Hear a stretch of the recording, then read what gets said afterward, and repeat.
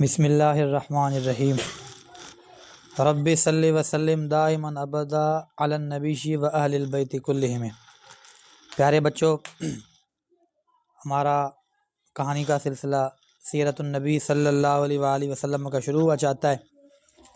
میں نے کل آپ کو بتایا تھا طلحہ صاحب کہ ایک عظیم انسان، سارے جہان سے افضل اور اعلیٰ انسان، اللہ کے دوست، اللہ کے محبوب، ہمارے پیارے نبی محمد عربی صلی اللہ علیہ وآلہ وسلم دنیا میں تشریف لے آئے، جو کہ حضرت اسماعیل علیہ السلام کے بیٹوں میں سے تھے۔ بیٹے نہیں تھے، بیچ میں کافی سارا نسب سلسلہ چلتا رہا، کئی ہزاروں سالوں بعد سلسلہ وہی تھا نسب کا، آپ بیٹے بنے، تاکہ حضرت عبداللہ بھی اللہ کے نام پر ذبح ہوئے۔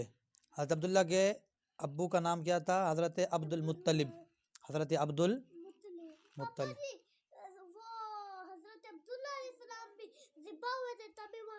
میں بتانے لگا ہوں، یہی کہانی سنانی ہے آج، کے حضرت عبداللہ بھی ذبیح اللہ ہیں۔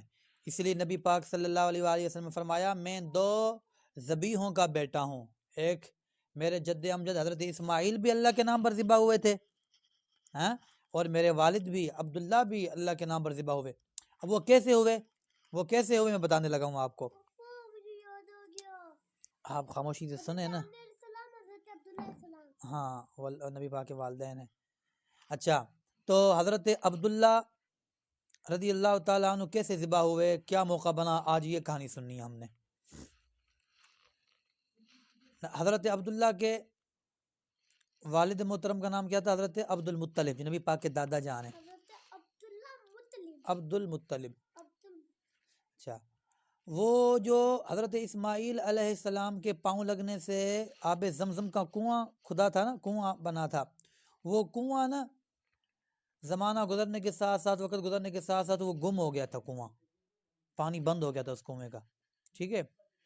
تو نبی پاک صلی اللہ علیہ وآلہ وسلم جب دنیا میں تشریف فرما ہونے لگے، جہان میں آنے لگے، تو اللہ تعالیٰ نے چاہا کہ میں اپنے نبی کے بھیجنے سے پہلے وہ کنواں میں دوبارہ جاری کروں، اس کا پانی دوبارہ دنیا پیے۔ اب وہ کنواں کس کو ملے، کیسے پتہ چلے؟ ہزاروں سال ہو گئے تھے، وہ کنواں گم ہو گیا تھا، کنواں بھر گیا تھا مٹی سے، کسی کو پتہ نہیں تھا وہ آب زمزم جو کنواں ہے وہ کدھر ہے۔ تو حضرت عبداللہ کے جو ابو ہیں نا، نبی پاک کے دادا عبد المطلب، انہوں نے خواب دیکھا اللہ تعالیٰ کی طرف سے، کوئی ان کو کہہ رہا ہے کہ تم زمزم کا کنواں کھودو، زمزم کا کنواں کھودو۔ تو انہوں نے سوچا کہ زمزم کا کنواں کھودوں، وہ کہاں پر ہے، مجھے کیا پتا۔ تو انہوں نے نا اپنی خواب سنی انسنی کر دی۔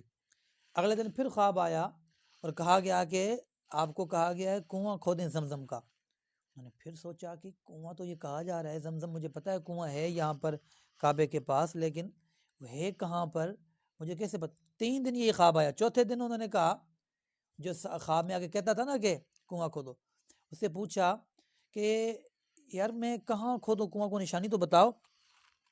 تو وہ جو فرشتہ تھا یا جو بھی تھا خواب میں، اس نے بتایا کہ تم صبح اٹھنا اور جہاں پر کعبۃ اللہ کے پاس چونٹیوں کا بل ہوگا نا، چونٹیوں کا بل یعنی چونٹی نکلتی ہیں، اس کے پاس کنواں ہے، وہاں پر چونٹیوں کا بل ہوگا، چونٹیاں ہوگی بہت زیادہ، اور ادھر گوبر کے اندر کوا اپنی چونچ مار رہا ہوگا، یہ نشانی بتلائی۔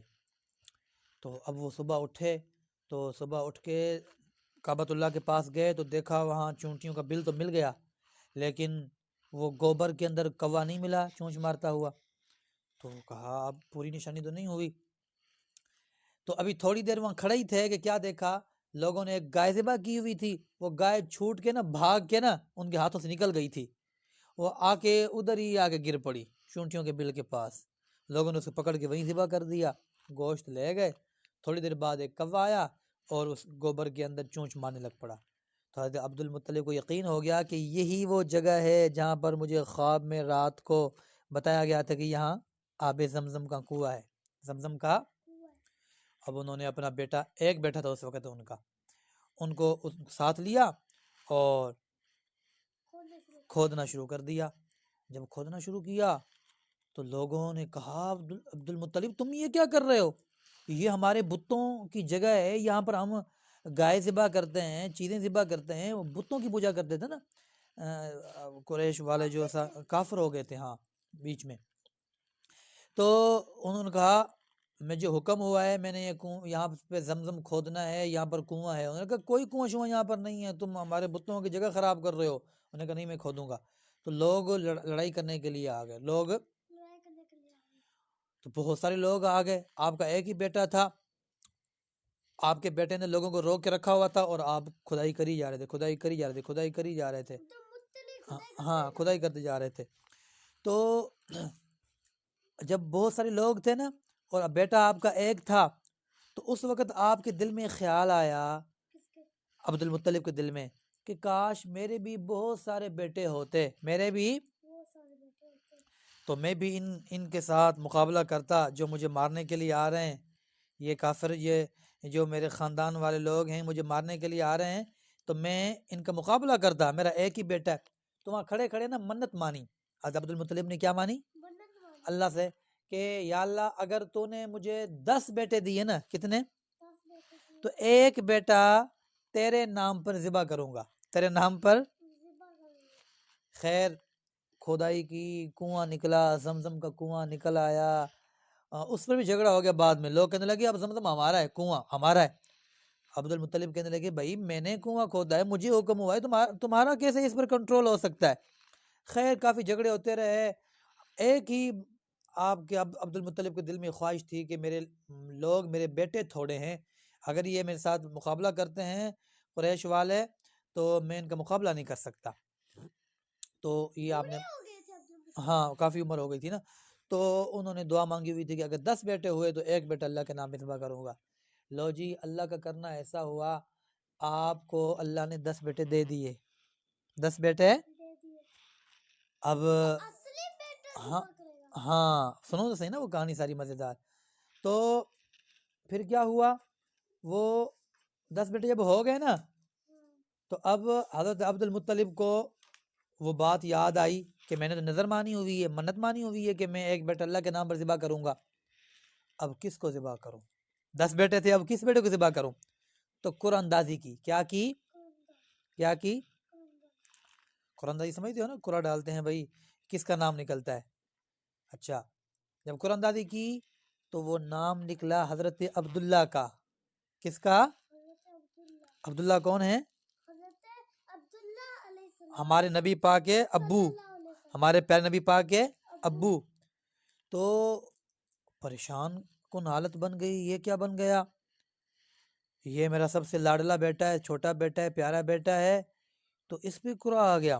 دوبارہ قرآن ڈالا، ہو سکتا ہے کسی اور بیٹے کا نام آ جائے، دوبارہ قرآن ڈالا تو پھر نام حضرت عبداللہ کا نکلا۔ پھر قرآن ڈالا تیسری مرتبہ کہ چلو ہو سکتا ہے کسی کا نام، پھر نام حضرت عبداللہ کا نکلا۔ اب کیا بنے؟ اب ایک راہبہ تھی جو نا، اس کو یہ بات ساری کہانی سنائی گئی کہ یہ میرے بیٹے پر جو ہے وہ بار بار قرآن نکل رہا ہے، تو میں کیا کروں؟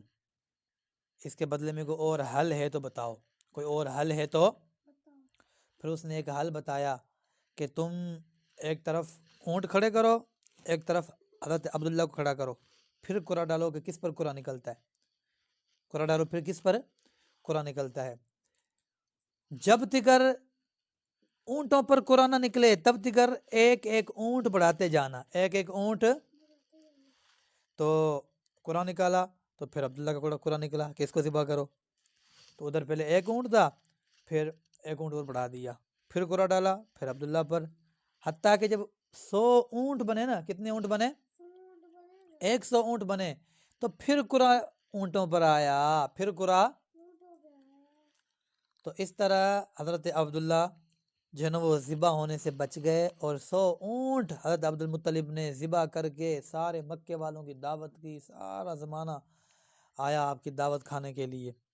تو یوں نبی پاک کے والد محترم حضرت عبداللہ بھی کیا ہیں؟ ذبیح اللہ ہیں، اللہ کے نام پر ذبح ہونے والے ہیں، ان پر بھی ذبیح اللہ، ذبح، ہاں ذبیح اللہ کا معنی اللہ کے لیے جو ذبح ہونے والا ہے۔ تو ہمارا بیٹی آپ کو بھی کہانی سمجھ آئی کہ حضرت عبداللہ ذبیح اللہ کیسے ہیں۔ تو مزید حضرت عبداللہ کی کہانی پڑھیں گے آگے، یہ شادی کیسے کرتے ہیں، پھر ان کا وہ نور والا بیٹا جو سارے جہان میں جھنڈا اٹھا کے تو اللہ کا دین پھیلاتا ہے، جنگیں لڑتا ہے، ظالموں کو ختم کرتا ہے، فنا کرتا ہے، یتیموں سے پیار کرتا ہے، جس کا کوئی سہارا نہیں ہے، اس کا محمد صلی اللہ علیہ وسلم سہارا کیسے بنتا ہے، یہ ساری کہانی جاری ہے۔ تو انشاءاللہ ہم یہ کہانی اچھی طرح سنیں گے حضرت عبداللہ کی، پھر نبی پاک کیسے پیدا ہوئے، جب نبی پاک پیدا ہوتے ہیں تو کیا کیا چیزیں ظاہر ہوتی ہیں، معجزے ظاہر ہوتے ہیں، یہ ساری باتیں پڑھیں گے انشاءاللہ۔ تو آج کے لیے اتنا کافی ہے۔